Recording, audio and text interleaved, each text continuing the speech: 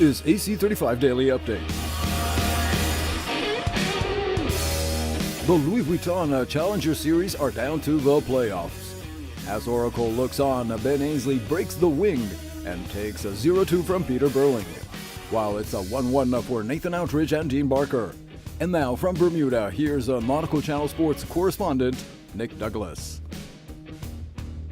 Hi Nautical Channel sports fans, this is Nick Douglas, the Sailor Girl, in a very windy Bermuda, a very different scene to yesterday when racing was postponed. And here we are yet again on a reserve day, but the Louis Vuitton America's Cup Challenger playoff semi-finals got underway today with some unexpected results.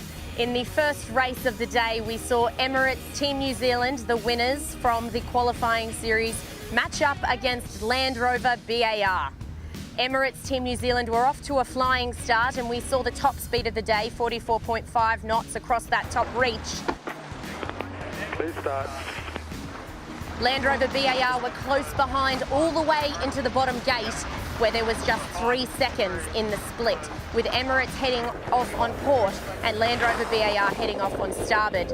Unfortunately, that was effectively where the day ended for Land Rover BAR when we heard that there was damage on board and they were forced to retire from that race. They were then black flagged and Emirates Team New Zealand were awarded the win. Land Rover BAR rushed to head back to shore and try to fix the damage, which we are not particularly certain on. We do know it was something with the wing that went wrong, potentially the wing arm, but definitely something to do with the mechanism. And the shore crew and the sailing team worked together to try and get the boat back out on the water in time for the second race against Emirates Team New Zealand. Unfortunately, it was just not meant to be. I spoke to Ben Ainsley after racing, and he was really happy with the decision of the team to call racing at the bottom mark, given that it could have resulted in further damage to the boat or even injury. And we felt like we made some good gains overnight actually in the performance of the boat. We were going really well in the race. I've done a nice job getting a split at the leeward mark and a nice rounding. So yeah, it doesn't get much tougher than that. But having said that, we've got a great team. No one's letting their heads drop. We're going to sort out this issue and we'll come back tomorrow, fighting stronger. It's just unheard of for Ben Ainsley. Yes, it's not something I'm used to, that's for sure. And this failure or breakdown that we had is not something we've experienced before. And we've obviously sailed the boat in much more wind than we had today. Yeah. So it's unusual. We've got to obviously analyse what exactly went wrong, sort that out for the future, and the team's just got to keep pushing hard and come back stronger tomorrow. Emirates Team New Zealand, in a strange turn of events, ended up starting their second race, which was the third of the day, alone. I don't think I've seen a boat start a pre-start in an America's Cup race alone for a very long time. In fact, probably not in my lifetime. Emirates Team New Zealand were told after the second turning mark that the DNS from Land Rover BAR would eventuate to a black flag, which meant they no longer had to continue racing. Emirates Team New Zealand used the opportunity to train further on what they've been working on and sailed the majority of the course, even though they were by themselves and had secured the win.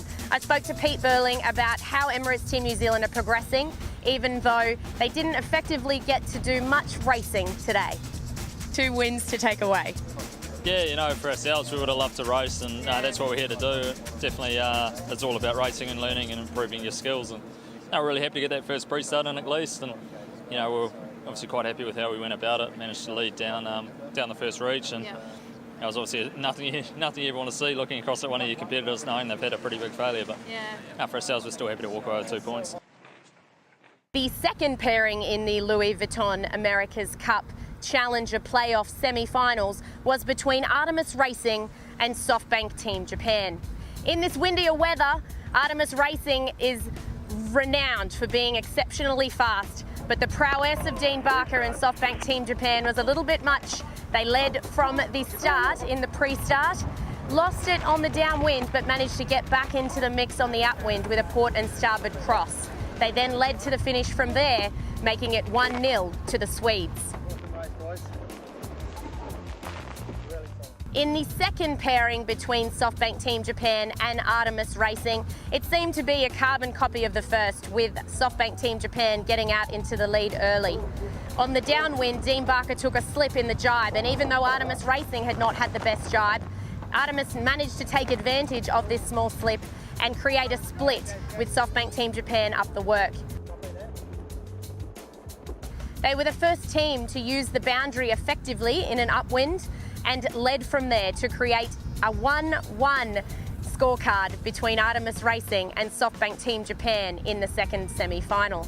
I spoke to Nathan Outeridge after racing, in particular about Artemis Racing's tacks, which have improved substantially since the round robin series. We've actually made quite a few changes to the boat over the last few days.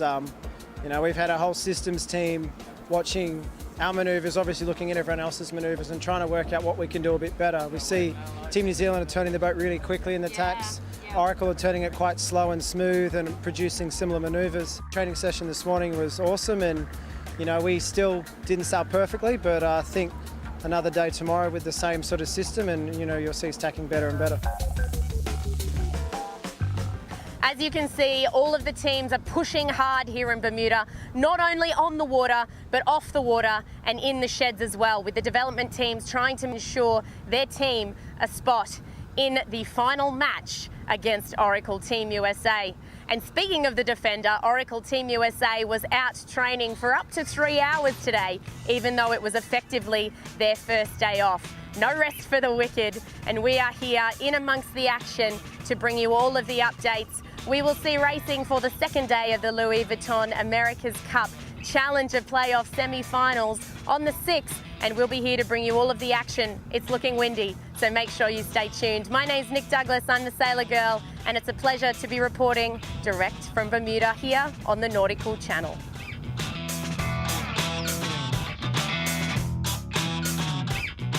The recap, the comments, and the analysis. Get your front row seat in Bermuda with Sailor Girl adventurer Nick Douglas at the 35th America's Cup.